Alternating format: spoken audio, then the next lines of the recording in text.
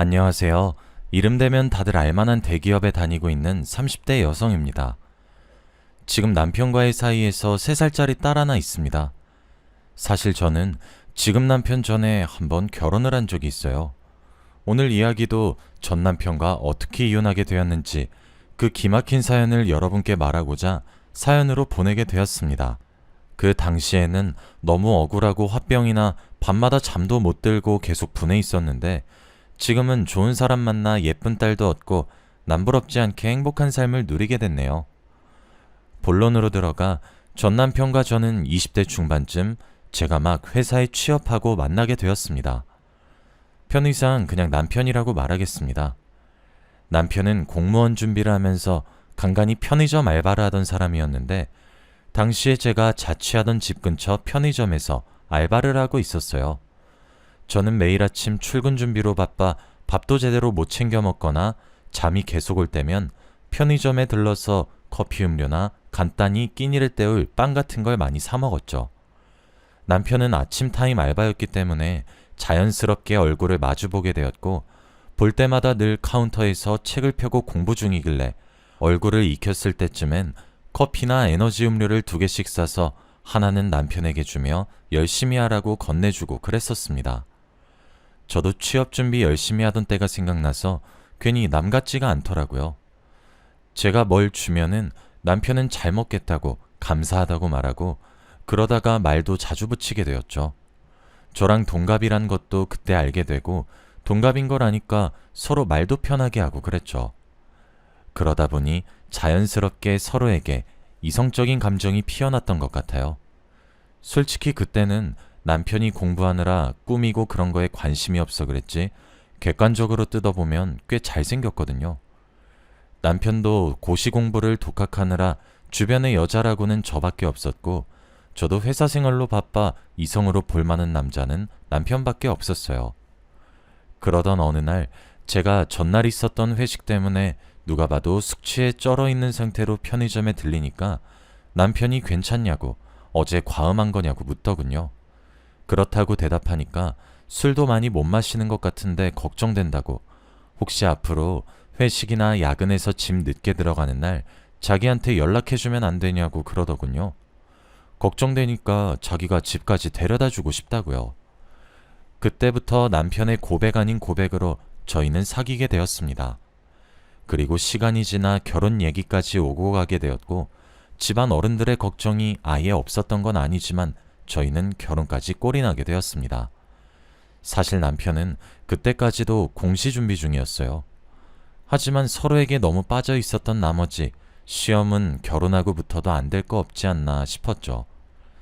제가 아는 언니의 남편분도 결혼하고 1년 후에 7급 공무원 시험에 붙어서 지금 둘이 문제없이 잘 살고 있거든요. 저는 저희 부부도 그러면 된다고 너무 낙천적으로 생각했던 거였죠. 솔직히 결혼해서 가족이 생기면 책임감 때문에라도 남편이 더 열심히 시험 공부에 임할 줄 알았습니다. 그런데 아니더라고요. 남편은 어느새 시험 공부도 내팽겨치고 거의 전업주부가 다 되어 있었어요. 솔직히 제 수입이 평균 이상이고 저희 부모님이 지원해 주셔서 가능했던 거예요. 제가 매달 주는 생활비에 남는 거랑 자기가 모아둔 돈을 좀 더 보태서 주식 투자도 깔짝이는 것 같던데 딱히 이렇다 할 수입이 나는 것 같아 보이지도 않았죠. 그래도 남편 성격상 사치나 그런 게 심하지도 않고 저도 절약하는 스타일이었기 때문에 제 월급만으로 신혼부부 둘이서 사는 데에는 지장이 없었습니다. 솔직히 저도 회사 나가서 돈 벌어오면 남편이 청소하고 밥 차리고 집안일 해줘서 편했던 것도 있었어요. 문제는 시부모님이었습니다.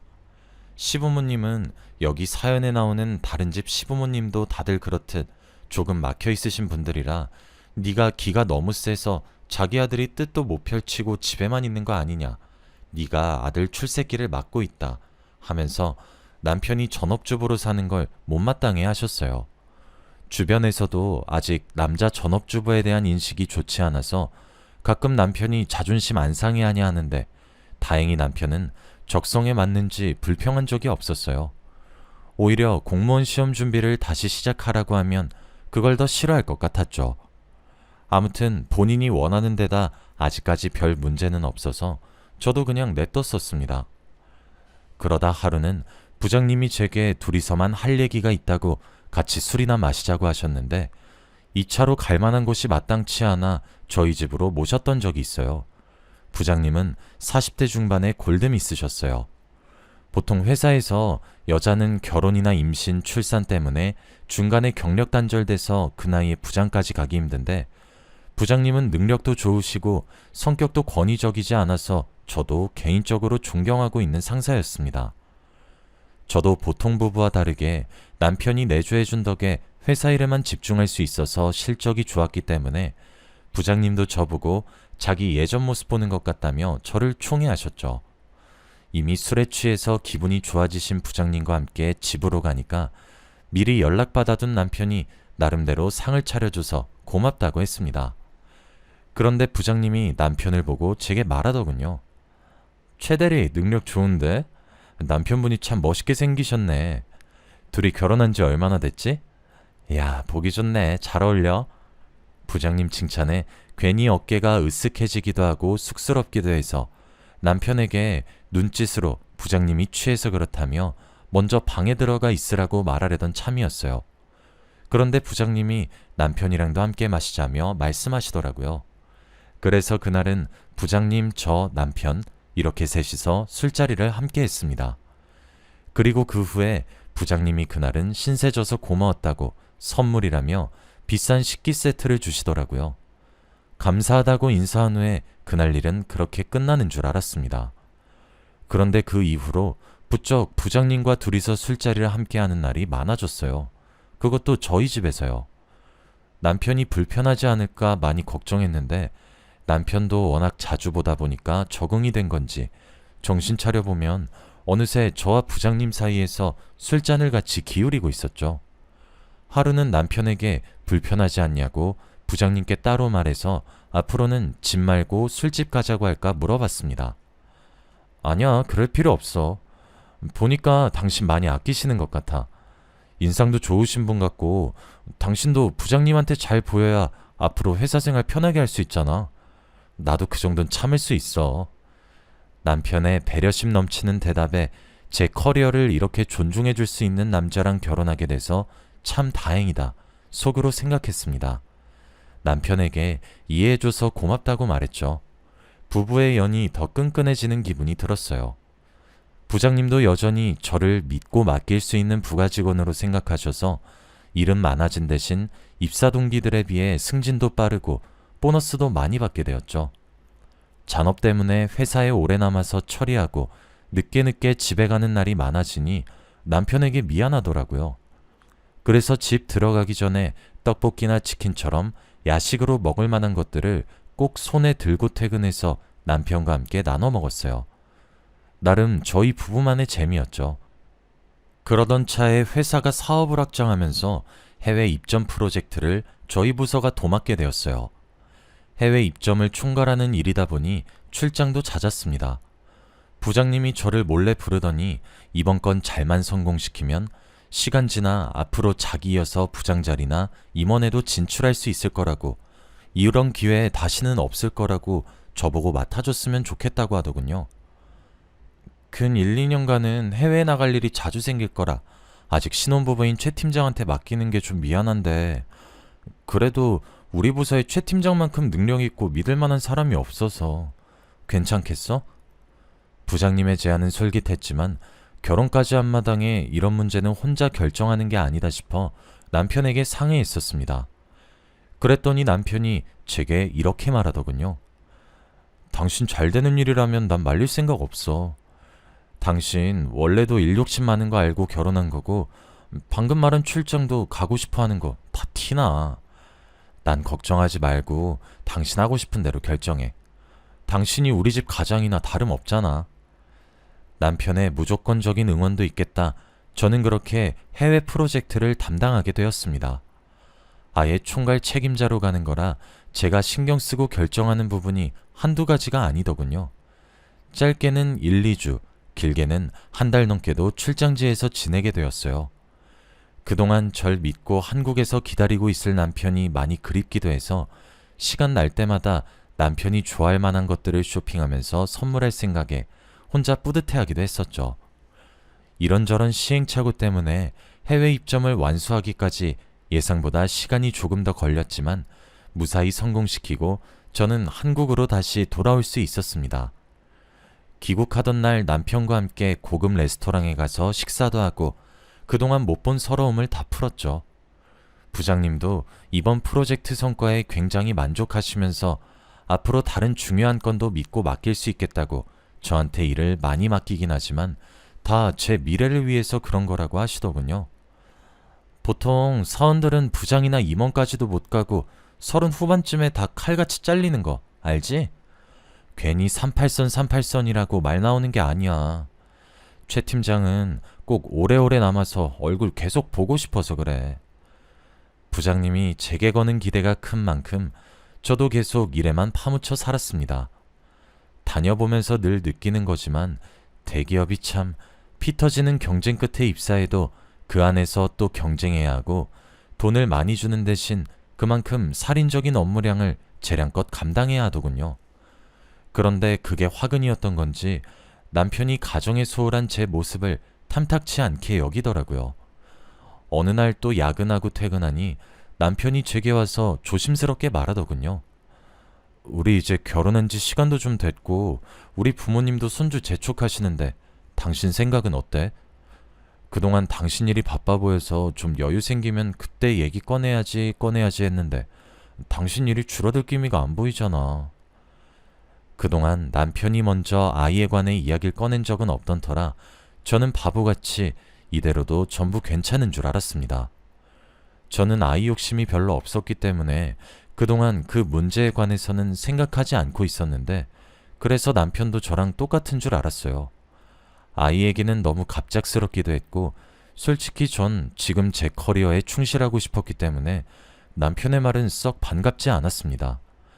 그때 제가 표정 관리를 제대로 못해서 조금 난감한 얼굴이었는데 남편이 그걸 본 건지 혹시 처음부터 애 가질 생각은 없었던 거냐며 저보고 신경질 내더라고요.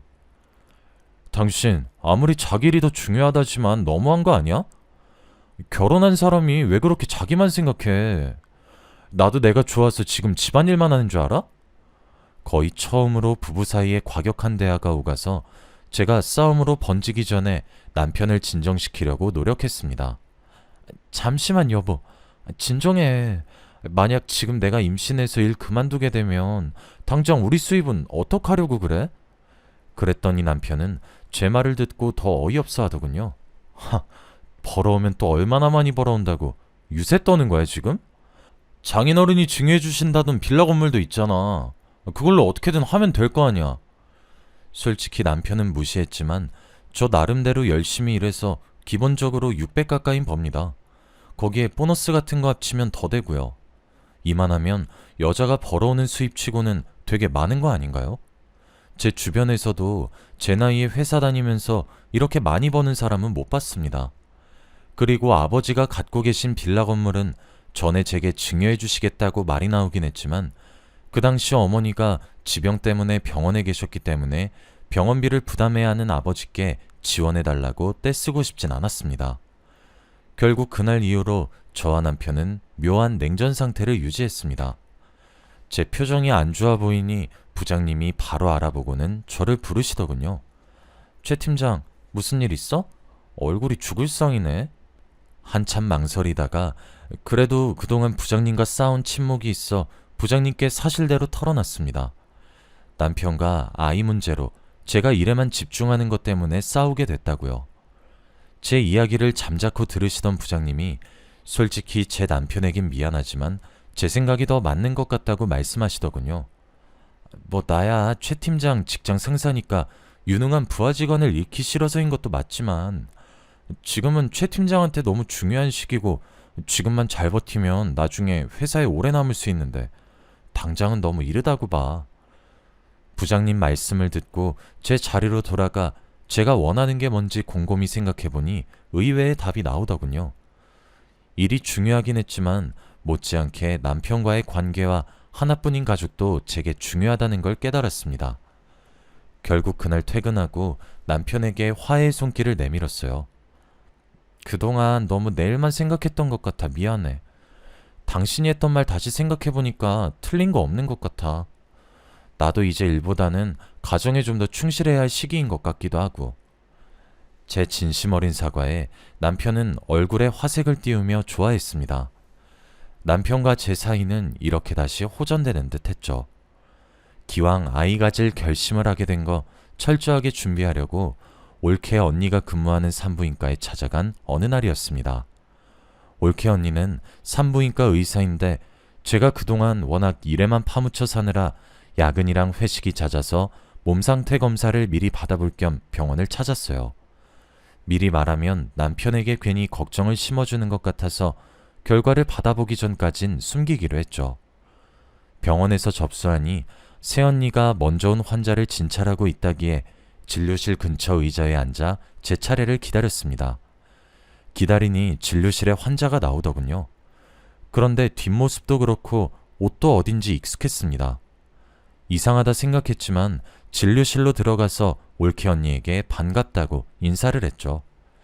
제가 일찍 들어가서 그런가 언니는 책상 위에 방금 다녀간 환자의 진찰 기록을 파일에 넣어 정리하는 중이었는데 손이 미끄러웠는지 서류 몇 장을 떨어뜨렸더라고요.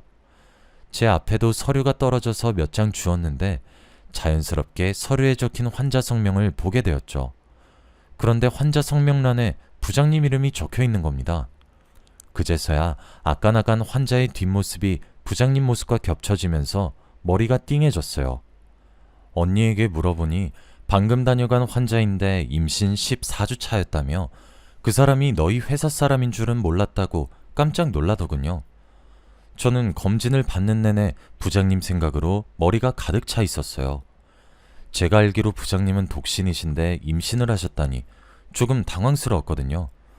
뭐 결혼만 안 하셨다 뿐이지 애인은 따로 있을 수 있는 거지만서도 부장님이 임신하신 거면 앞으로 일을 쉬시려나 그러면서 부서 업무는 또 어떻게 돌아가려나 부장님의 비밀을 의도치 않게 알게 되어 나름대로 심란했습니다. 검사를 마치니 언니 퇴근 시간이랑 겹쳐 올케 언니랑 번화가에서 같이 저녁을 먹고 돌아가려던 참이었습니다.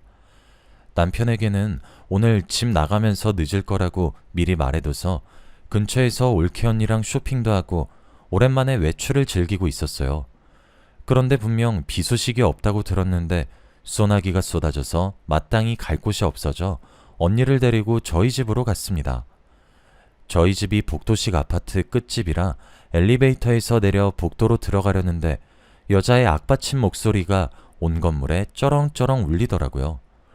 이 새끼 저 새끼 하며 온갖 쌍욕이 들리길래 어떤 예의 없는 사람이 다른 사람도 사는 데서 크게 욕을 하나 싶어 기분이 안 좋았어요.